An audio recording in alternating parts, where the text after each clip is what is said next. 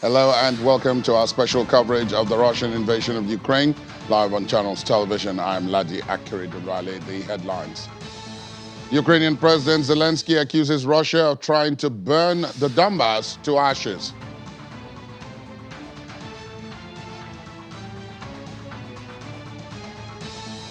WHO condemns Russia's aggression in Ukraine in rare vote.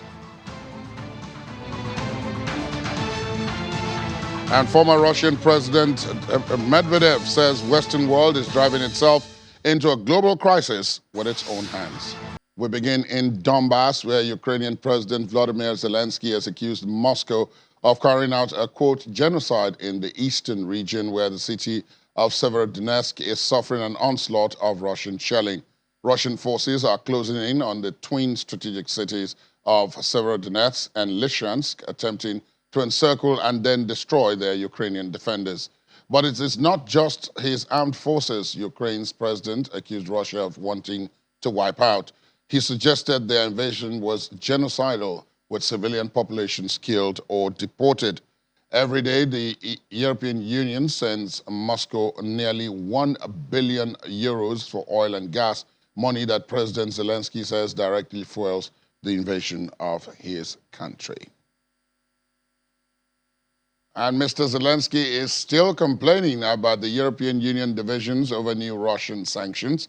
The president talks about more sanctions against Russia and is criticizing the fact that Hungary opposes such a move for now on the grounds that its economy would suffer too much. Berlin, which is Germany, hopes talks on the new round of sanctions will be completed soon, but it will not be a topic at a leaders' summit next week. Mr. Zelensky's comments mark the second day in a row that he has sharpened his criticism of the world's approach to the war. On Wednesday, he savaged suggestions that Kiev makes concessions to bring peace, saying the idea is marked of attempts to appease Nazi Germany in 1938. He also reiterated complaints that the world had so far failed to totally isolate the Russian banking system and was not providing heavy weapons quickly enough to his armed forces. Just look at the situation now. How many more weeks will the European Union try to agree on a sixth package when Russia receives almost €1 billion a day from Europeans for the supply of energy resources? Of course, I am grateful to those friends who are advocating new sanctions.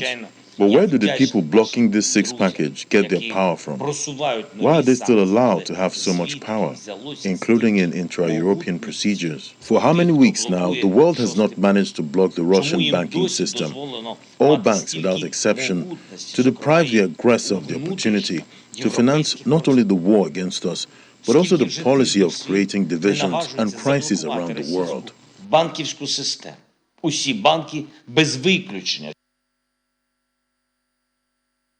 Several strikes hit Kharkiv yesterday as local authorities claimed Russian shelling killed at least 7 civilians and wounded 17. The region's officials have asked people to continue to stay in shelters. Kharkiv, Ukraine's second biggest city, had been relatively quiet since Ukrainian forces regained territory around it and pushed back Russian troops this month, enabling the authorities to reopen the city's metro network. But Russia appears to have halted its retreat, and repeated explosions could be heard as Russian forces dug in and maintained control of positions in villages north of the city.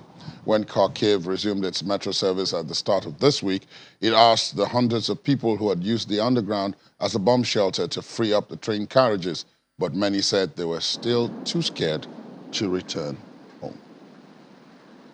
Meanwhile, in a new development, Ukrainian President Volodymyr Zelensky says at least 9 people have been killed in shelling in Kharkiv.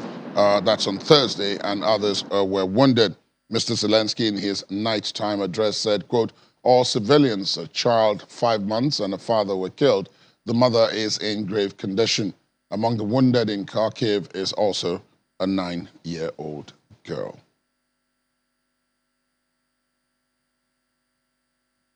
The World Health Organization Assembly has voted to adopt a Western-led resolution condemning Russia's actions in Ukraine, which it says led to a health emergency. The resolution was approved by 88 votes in favor and 12 against, with 53 abstentions. The meeting's president, Hiroki Nakatani, said this prompted a standing ovation by the resolution's backers. Typically, the WHO's annual assemblies make decisions by consensus. A parallel proposal submitted by Russia, which mimics the language of the original one, has yet to be voted on by the member states. U.S. Ambassador Bathsheba Crocker and Britain's Ambassador Simon Manley, along with other countries, called on member states to vote against Russia's resolution and in favor of Ukraine's proposal. The WHO Europe member states have already passed a resolution that could result in the closure of Russia's regional office. Far from politicizing the situation, Ukraine's resolution focuses specifically on these health impacts, which we continue to bear witness to. Yet, despite the obvious reality of this health emergency, the Russian Federation has proposed a resolution based on a twisted alternative reality. In this parallel world, Russia itself bears no responsibility for this crisis. Every reference to the Russian Federation aggression has been excised from their text, as if this crisis had erupted spontaneously. This is not just shamefully dishonest. It is also a cynical attempt to dupe this forum. By copying and pasting language from Ukraine's text and from text agreed in other contexts, Russia has cobbled together a resolution which they believe you will find it hard to vote against. We urge you not to fall for this subterfuge. We, the World Health Assembly, must be crystal clear about where responsibility for this health crisis lies. It lies with the Russian Federation. If Russia's military aggression ceases tomorrow, health services could be resumed within weeks, and reconstruction could commence, and the export of grain could resume. The WHO's European region has voted by significant margin to ask the World Health Assembly to debate Russia's aggression fully. Respecting that regional decision requires the World Health Assembly to reject the twisted alternative reality reflected in the Russian Federation resolution. Meanwhile, former Russian President Dmitry Medvedev says the West is already feeling the, quote, sweet consequences of its sanctions against Russia, but also insisted that the measures will remain in place for a very, very long time. Since the beginning of the Russian military offensive in Ukraine in late February, the United States, the European Union, the United Kingdom, and many other countries have imposed harsh restrictions on Moscow. Russia considers the measures unjustified. Speaking at the United Russia Parties Forum on Entrepreneurship, Mr. Medvedev, who currently serves as a deputy chair of the Russian Security Council, said that, quote, the Western world is driving itself into a global crisis with its own hands. He added that the Europeans have felt all the sweet consequences of anti-Russian sanctions, inflation, hyperinflation, rising prices for fuel, housing, utilities, food, everyday goods, job cuts, and Russia is also suffering because of the, quote, stupid restrictions. But according to him, the difference between it and the West is that Russia has a noble goal. Russia should be prepared for sanctions to remain in place for a very long time. And Belarus leader Alexander Lukashenko has ordered the creation of a new military command for the south of the country bordering Ukraine. Mr. Lukashenko gave the order at a meeting with his defense minister, Viktor Krenin, and other military officials, as seen in a video released by an official Belarusian Telegram channel. Belarus plans to deploy special operation troops in 3 areas near its southern borders with Ukraine, as Mr. Lukashenko talked up the role of Russian-made missiles in boosting the country's defenses.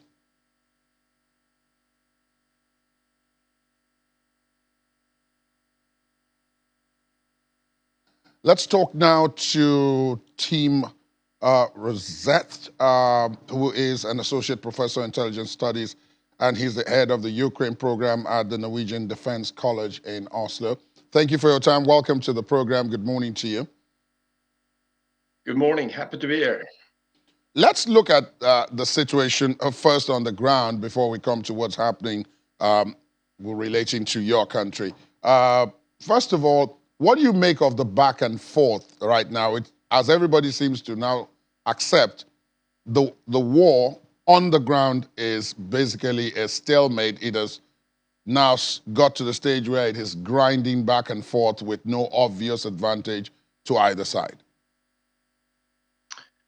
Yes, you could say it's a stalemate, but it's still locally dynamic. And even though Russia lost the territory north of Kyiv and around Kharkiv, the situation in Donbas is currently on the Russian advantage, where you see now almost total capture of Luhansk and continuous attack on the front line in Donetsk as well. So we are now seeing a Russian momentum for the time being, and I expect them to capture more territory in the days ahead. And it's difficult for the Ukrainian side to defend itself because it's outgunned by mainly Russian artillery. That many people listening to you say that may appear surprised because they'll say that the international community has been helping Ukraine. Yes, they have, but it takes time to deliver heavy weapon systems, and it's also delayed these deliveries. Well, the US is providing quite quickly good systems, but it's not in the number that the Russians have when it comes to artillery. And now the fight is in a more open space. There are city fighting that we saw in the initial phase of the war, but now the war has another dimension, and that's the dimension in which armored vehicles, tanks, and especially artillery is vital. Looking at this from the outside in, including your country, Norway, will probably be trying to make contingency arrangements against falling into the Ukrainian situation. Already, Sweden and Finland are beginning to pursue NATO membership in spite of the warning from Russia that it may face a similar outcome or a similar treatment if they do. But in the case of Norway, Norway hasn't quite done that yet. Is there a divergence in terms of the strategic, perhaps, do you think, looking at the situation, is there a divergence in terms of strategy between Norway and Finland and Sweden and other such Nordic countries? NATO membership is important for Sweden and Finland in order to boost the defense of their countries, and they're quite capable countries, both of them, when it comes to defense. But on the nuclear side, they don't have a deterrence against Russia, and with NATO, they will gain that.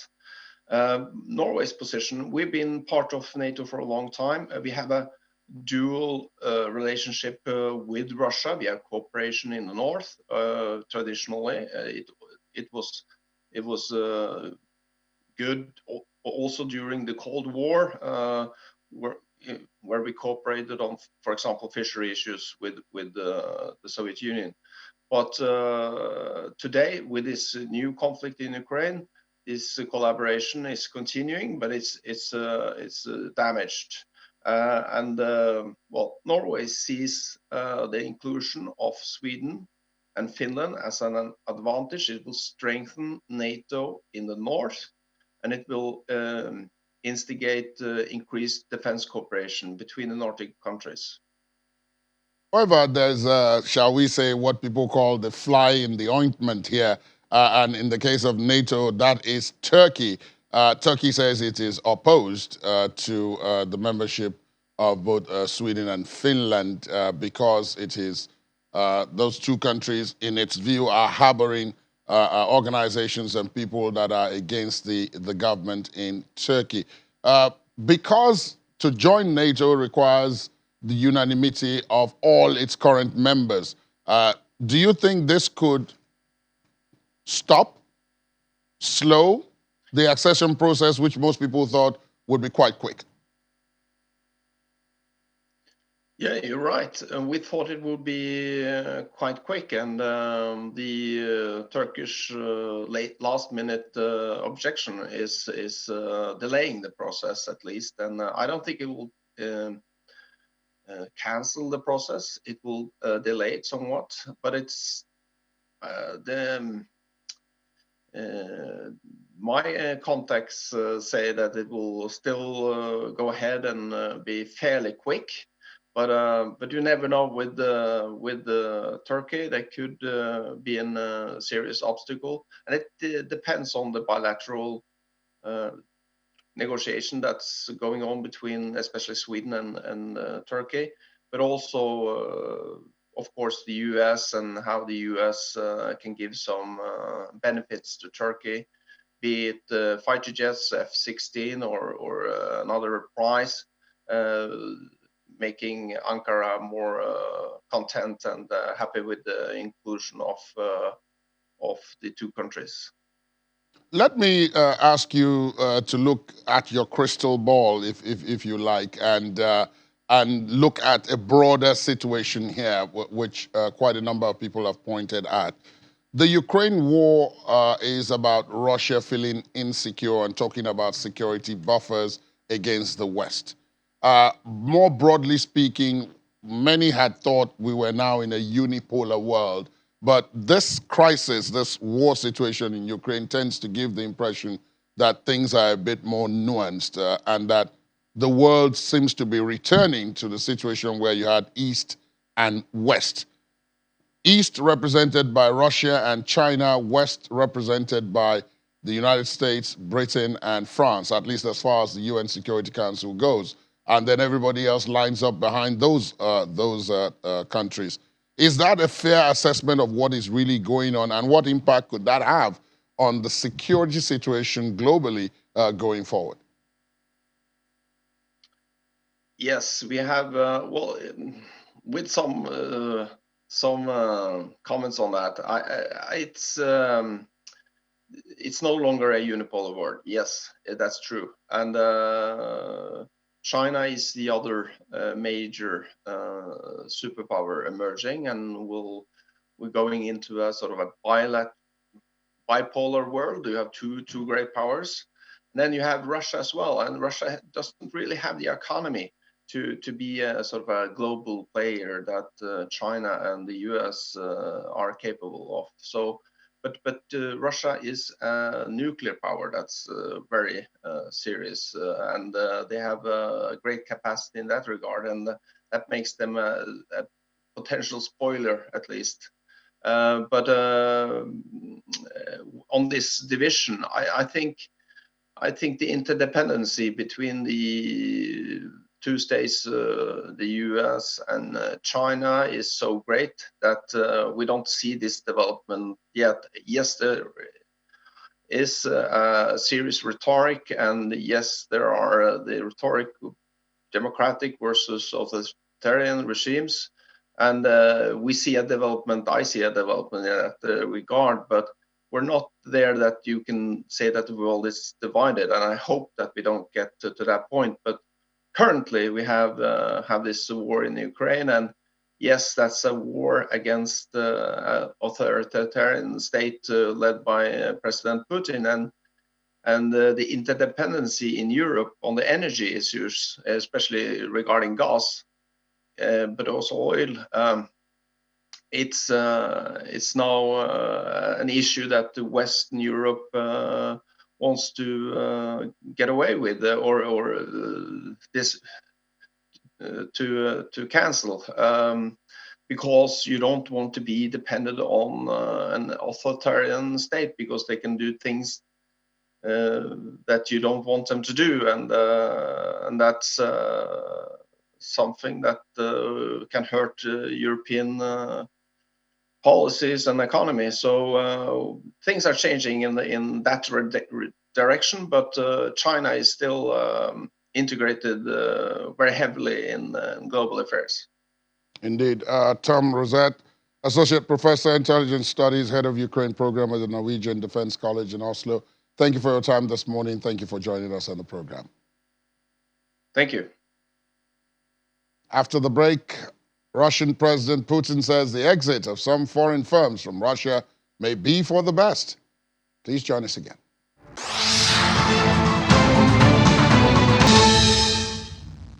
Thanks for staying tuned. Welcome back. In Ukraine's eastern Donbas region, Russian forces have been making gains. Ukrainian authorities say the forces are coming closer to surrounding Ukrainian troops, adding that they briefly seized positions on the last highway out of a crucial pair of Ukrainian-held cities before being beaten back. Among Moscow's victories is the town of Sverdlovsk, which fell to Russian forces earlier this week.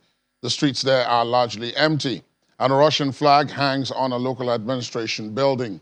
Drone footage of the nearby abandoned battlefield shows scores of craters pockmarking a green field surrounded by wrecked buildings. Russia has poured thousands of troops into the region, attacking from 3 sides in an attempt to encircle Ukrainian forces holding out in the city of Severodonetsk and its twin, Lysychansk. Their fall would leave almost the whole of Luhansk province under Russian control. Meanwhile, Russian President Vladimir Putin and Italy's Prime Minister Mario Draghi have discussed ways to help ease the international food crisis, with the Kremlin saying this could be done only if the West lifts sanctions.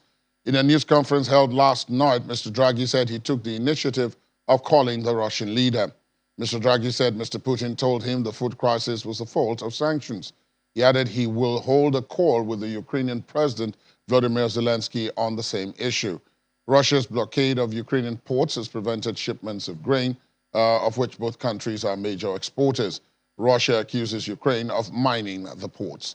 The conflict is fueling a global food crisis by sending prices for grains, cooking oils, fuel, and fertilizers soaring. Separately, Russia's defense ministry said civilian vessels may now safely use the Azov seaport of Mariupol in Ukraine, where its forces took full control last week after Ukrainian fighters surrendered at the besieged Azovstal steelworks. It said the danger from mines around Mariupol port had now been eliminated. The ministry said 6 foreign dry cargo vessels in the port were now free to leave. It said they were from Bulgaria, Dominica, Liberia, Panama, Turkey, and Jamaica, and urged those governments to get the owners of the vessels to remove them. Finland's prime minister visited the Ukrainian towns of Irpin and Bucha, where Ukraine suspects Russian troops carried out atrocities, an allegation denied by Moscow. Speaking in the Ukrainian capital Kiev after her Bucha and Irpin trip, Prime Minister Sanna Marin said Russia's actions in Ukraine were a turning point for the world, and relations with Moscow could not go back to how they were before the invasion. Russia has denied targeting civilians and dismissed allegations that its troops carried out atrocities as a monstrous forgery aimed at denigrating the Russian military. Finland, a member of the European Union, shares a 1,300-kilometer border with Russia. In a policy change following Russia's invasion of Ukraine, the Nordic countries said this month it wanted to join the NATO defense alliance. Helsinki has also provided Ukraine with military assistance and backed Kiev's bid to join the European Union. A column of Ukrainian tanks was seen heading towards eastern Ukrainian cities of Kramatorsk earlier in the week as Russian forces intensified attacks in the Donbas region that is now the focus of the more than 3-month-old war. After failing to seize Ukraine's capital in its second in the second week of the war, as well as the second city of Kharkiv, Russia has poured thousands of troops into the region trying to take full control of the Donbas, comprised of 2 eastern provinces, Moscow claims on behalf of separatists. But analysts say Russia's invasion force was facing unsustainable troop and equipment losses and that their window for a breakthrough was narrowing, with Ukraine now bringing reinforcements, including Western artillery, into the fray.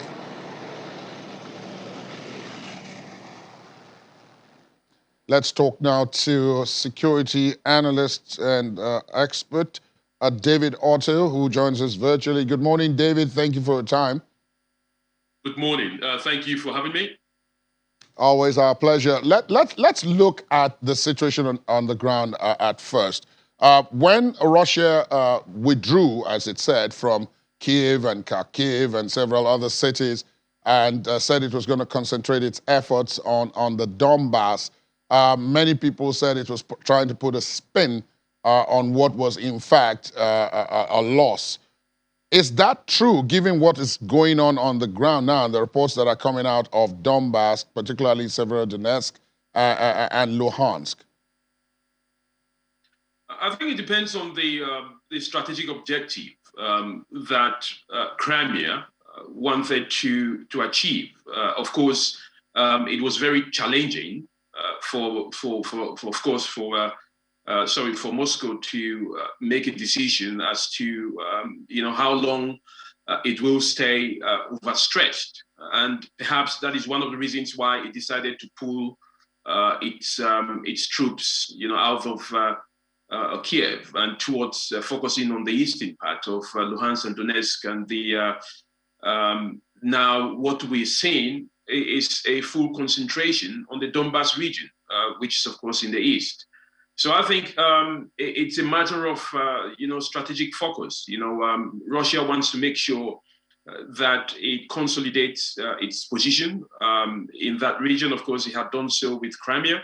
Now the two regions where it declared as a separatist independent region of Luhansk and Donetsk, as you rightly mentioned, they want to make sure that that is secured. You've got to remember that it's now an insurgency that Ukraine is focusing on. They also have a huge support from the European Union, from the West, from the United States, made up of weapons, volunteers, a lot of monetary resources, strategic support added, made worse by the sanctions that have been added. So I think Russia needs to, in order for it to continue to survive, per se, it then has to focus its effort, in the eastern part, where it does have, some level or leverage, to succeed.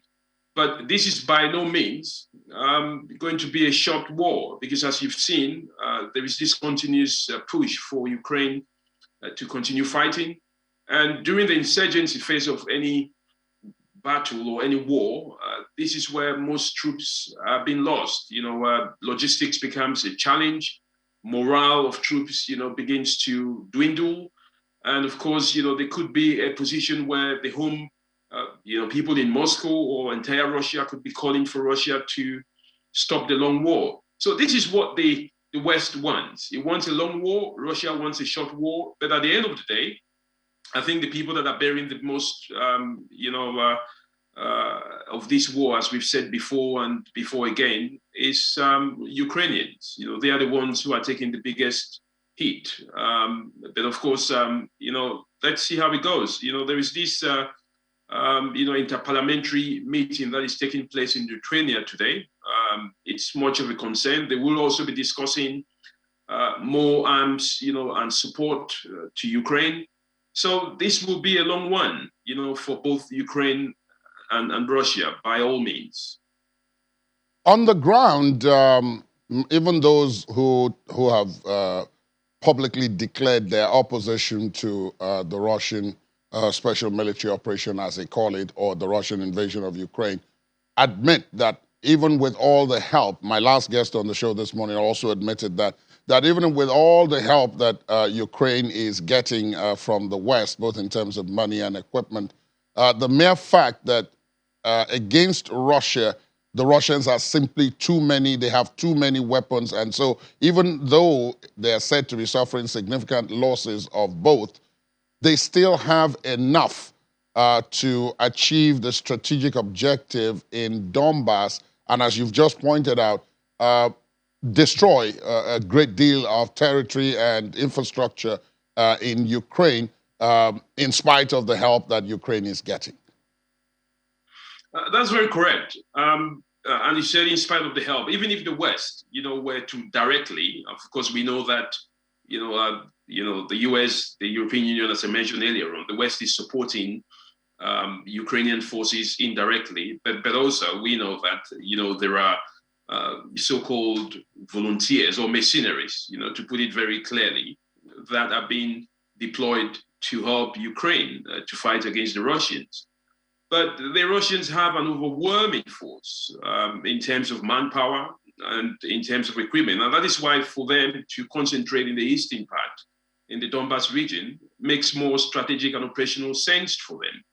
But you've got to remember that, there are different phases of a war.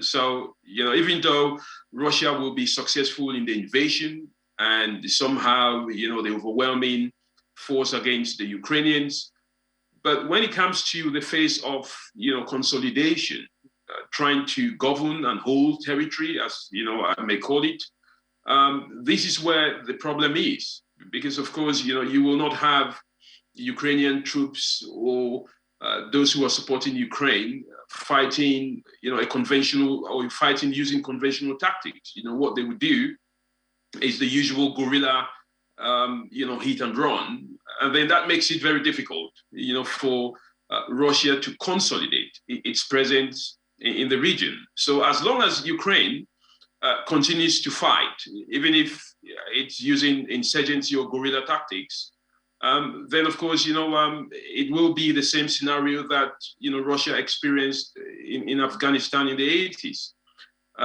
So I don't see Russia winning the entire war in terms of, occupying the territory without some kind of an agreement or negotiation being made.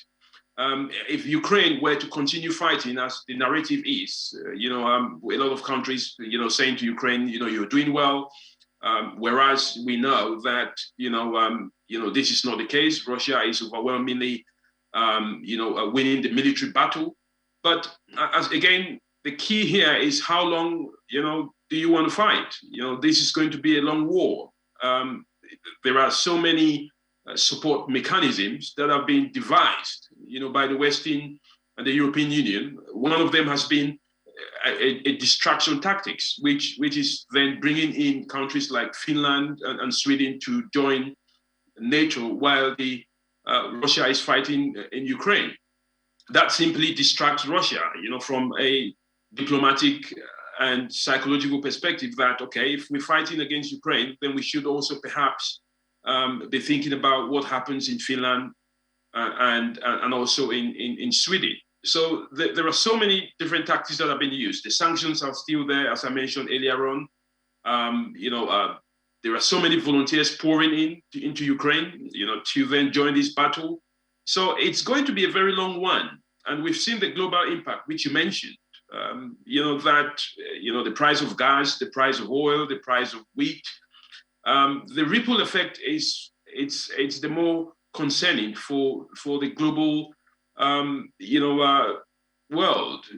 But this is long, and I don't think we're getting anywhere close to the end of this so-called war or military operation, as Russia would like to call it. Before I let you go, I must ask, of course, about each time you and I speak, I try to say, do you think that, the conditions are now right or ripe for them to return possibly to Istanbul and resume those peace talks that were so dramatically ended so many weeks now ago? At that time, so many people thought, well, okay, both sides wanted to see how much they could achieve on the ground first before they think of peace.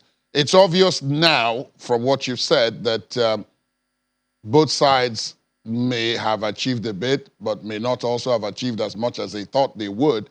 And therefore, does it appear as if peace is still looking, peace talks, that is, or negotiations are looking more attractive, and that perhaps the concessions they were not prepared to make in week 2, they may now be able to make or willing to make in week 13? I think the biggest problem we have now, to be honest with you, is that Ukraine is perhaps, under indirect pressure or direct pressure, not to go for negotiations. And this is evidenced by the kind of support that they are getting, from the European Union, from the Western country, and from NATO itself. It's giving the impression that Ukraine can sustain the war. But I think what it's not been clear to Ukraine is the damage that this will cause, in the long term. And this, of course, the damage that it has already caused, the loss of lives and destruction of property, the damaging of its economy. So I think the issue here is that, if you want to have a sustainable negotiation, then you've got to be able to, convince both sides to understand that, they will not achieve their aims. I mean, overwhelmingly, this war, it's still being fought within Ukraine. We haven't seen as much, counterattacks in Russia. So Russia is still, by all means, in the advantage position, plus its military might. Ukraine is fighting a war in its own country, and it is suffering the most. So I think, this narrative that, Ukraine can win the war in the long term, it's just a geopolitical proxy narrative, which, of course, the issue here is that, the West wants to see the Russian power, dwindle. They want to make sure that global competition between Russia, China, the United States, and other countries, Russia gets the biggest downfall. But, whether Russia will want to have any negotiations now is something that I don't know, because, of course, with Sweden and Finland being admitted, or in the process of being admitted into NATO, that will piss Russia off more. Russia will feel that, lessons have not been learned by either side. So I think for the good of Ukraine and for the good of Ukrainians, there should be talks, whether that takes place again in Istanbul or whether, Tayyip Erdogan supports, another set of, discussions between Russia and Ukraine. It will be a laudable idea. But from what I can see on ground, I don't see both sides, going to the negotiation table anytime soon, especially with, Finland and Sweden, gearing up to join NATO. This is more distraction and not good for Ukraine at all. Indeed. Perspective, time, and we'll wait and see. We'll be looking at it very closely, and we'll be back with you, David Otto, very soon. Thank you in the meantime for your appearance this morning and for your analysis and perspective. Thank you. And from that, David Otto's appearance there, let's talk now to Laddie Williams of our business desk, who joins me on this Friday. Morning, Laddie. Morning. The World Bank warns that there's a global recession ahead, right, and that the price of food, energy, and fertilizer is jumping. And according to its president, it's difficult to see how we avoid a recession. Right. When you read that, what comes to your mind is, so what else is new? Yeah, what else is new? Same, we've seen, them cut back their, global growth outlook projections. And at the end of the day, we see is the same problem. It's rising, energy prices are stoking inflation, even more. And now we're seeing central bankers all over the world raising rates, and also right here, in Africa, we're seeing African central bankers actually, raising rates. And at the end of the day, raising rates makes cost of borrowing even more expensive, which also, creates that risk of, recession. And now we're talking about recession on a global scale. And at the end of the day, it's quite a gloomy outlook. And, with what's the war in Ukraine, we've seen how, food and grains have not been able to, leave the shores of Ukraine for global use. And now we're seeing Putin say, okay, you know what, if you want me to allow some of these exports, go out, reduce your sanctions or take them out, and we know the West is not going to might not, do that, at this point, because they're trying to make a point here. You can't just, wake up and, invade another country.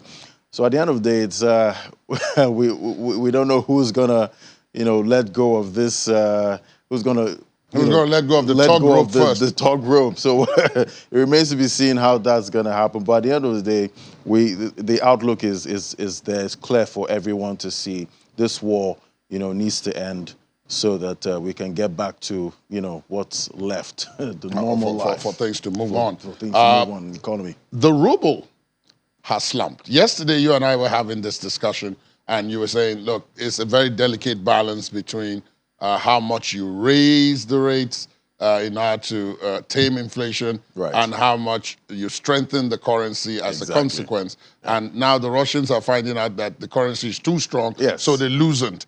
But it appears as if they've loosened too much.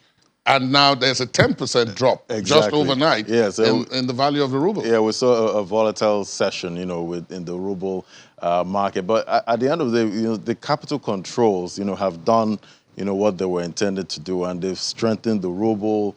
The Russian economy, is looking good. But at the end of the day, when the ruble got too strong, that also impacted their exports, because it means their export revenues will kind of come down, because it makes, importing from their country more expensive. So we've seen them, take out some of these controls. They've reduced how much exporters, can convert to ruble. It's from 80% to about 50% of your revenue. So bringing that down, and also reducing rates, taking a more dovish stance, when the whole world is being hawkish. The traders have priced that in and say, what, it's time to, let go of some ruble. Of this, yes. And we've seen the price actually plunge about 10%. But it's what they want at this time. They want to, rein in the ruble, a bit, so that, they can still have their export revenue, unchanged, and, still make all of that money. By the end of the day, these are all, artificial, measures that are meant to keep the ruble up. So we'll keep watching, to see how much, hopefully the ruble doesn't get to the level we saw in week one. Exactly, over 100 rubles to a dollar. But I believe, right now they feel that things have normalized a bit. So it's time to just, take out, some of those controls at this point. Stay with me, Laddie. We'll continue this, because I still have to ask you about the markets and how they're doing this early part of the day. But after the break, we'll also have, from the dangers of Kiev, young Ukrainian rebuilds life in France. Please stay with us.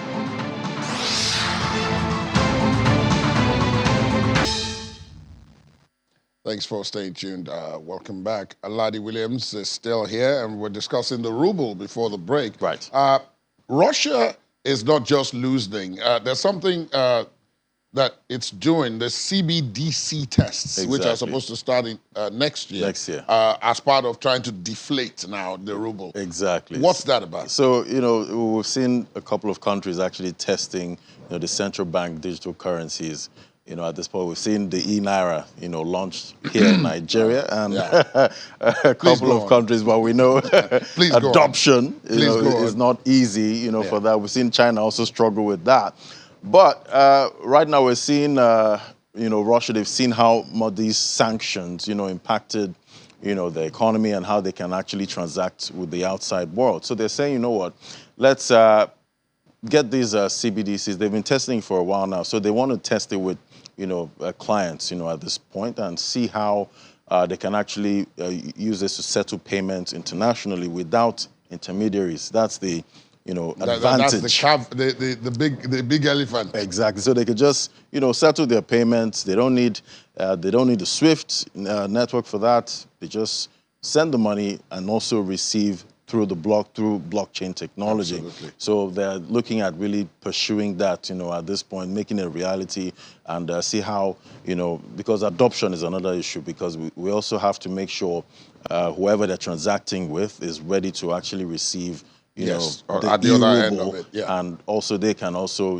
make the payments, and it's secure. Make sure, there are no lags, when it comes, because it's a new technology, and obviously, with new technology, there are also risks. So they're making sure everything, they're dotting the I's, making sure everything is on point before they on board the CBDC. So, well, it's a move that is expected. At this point, seeing how much control the fiat, and we've been talking about control of fiat. Yeah. And that's where Bitcoin comes in. Yeah. They say, That's right. Bitcoin is borderless. There's no central figure. Nobody can stop it. Exactly. So with the CBDC, they're trying to replicate that, so that they can go on with their transactions internationally without, any future sanctions. How are the markets doing today? Well, Fridays we normally have sell-offs, and we're seeing that already play out, in the crypto market. But looking at the U.S. markets and Europe and Asia this week, it's been quiet. A couple of greens here and there and reds, no major sell-offs. But Fridays are typical for sell-offs, and we're already seeing the U.S. futures. Talking about the Dow Jones Industrial Average, that one's already down this morning. The Nasdaq is down, and we see Bitcoin lost a critical support this morning, about $28,500 support. So now it's trading about 29,000. It's had a bounce, but we're seeing major sell-offs in that market. We're seeing double-digit losses already with some of those altcoins. Then bringing it back home here, our local boss here, when the CBN actually raised rates, right, we saw major sell-offs. That same day, the market was down about 1.8%. But right now, the next day, we saw the equities market actually bounce back, and that continued. Yesterday, we also had a positive outing in the market. Yeah. So some analysts are saying maybe, that's been priced in, that rate hike. Right. But we'll keep watching. Today is the final trading day for the week. It might be green, but who knows? Profit takers might come in again. But the markets are not so bad. But at the end of the day, it's still a bear market for global equities. But our Nigerian exchange is back in bullish territory at this point. That will be good news for many of those who are investing there. Exactly. But as you always say, it not an easy time. Yeah, not an easy time to be an investor in any market exactly. around the world today. Thank you, Laddie. Thank you. And of course, there will be updates and of course more analysis and perspectives on all those issues on Business Morning and Business Incorporated later on in the day. Let's take a look at the sports news emanating from the war in Ukraine. The match, a ball for the UEFA Champions League final between Liverpool and Real Madrid in Paris this Saturday, features a global message for peace. The game was amongst the first major sports events moved from Russia in response to the invasion of Ukraine on February the 24th. St. Petersburg had originally been awarded hosting rights for the match, but it has been moved to the Stade de France. According to the suppliers, Adidas, the ball provides a simple message of peace, belonging, and hope that will be passed from player to player with every kick, while the white symbolizes truce and unity. After the game, the ball will be auctioned off with the proceeds donated to the United Nations High Commission for Refugees to raise funds for people forced to flee their homes following the invasion of Ukraine by Russia. Russian Cross-Country Ski Association President Yelena Yolbe has been voted off the International Ski Federation Council after a stormy Congress in Milan. Yolbe, a triple Olympic cross-country skiing champion, was elected to the council last year, but her recent support for the Russian invasion of Ukraine brought calls from a number of European ski federations objecting to her participation in the latest election. Her nomination was publicly opposed by the representatives of Sweden, Poland, and Finland. Yolbe eventually earned 48 votes out of 115, the lowest total, and insufficient to keep her on the council. Two quick other stories. An airstrike hit an abandoned building in Kramatorsk, damaging surrounding residential buildings. The blast broke windows and damaged several apartments. Russia's armed forces in recent days have focused their efforts on capturing the Ukrainian-held twin cities of Kramatorsk and Slovyansk in the Donbas region, threatening to shut off the last main escape route for civilians trapped in the path of their advance. And finally, when Lesia Bilotsevets and her family set off to flee from Kiev by car, a few days after the start of the war in Ukraine, she carried a small suitcase with winter clothes. 3 months later, Bilotsevets finds herself in Cannes at the end of spring, settling into a new job at a hotel in the resort destination on France's Côte d'Azur, just a stone's throw from the glitzy red carpet of the Cannes Film Festival, which draws cinema stars from around the world. A French family that she interpreted for had offered her a place to stay. For Bilotsevets, who turned 24 while traveling through Eastern Europe, mostly by train, to come to France, the glamour of the festival is a world apart from what she left behind. She is one of about 800 refugees that have arrived in Cannes since the start of the war. The city hall was set up as a welcome center to accept donations, and the regional prefecture established a temporary visa processing center here. Around 330 families have welcomed refugees to their homes, and hotel and apartment owners have given up vacation rentals to accommodate Ukrainians, according to city officials.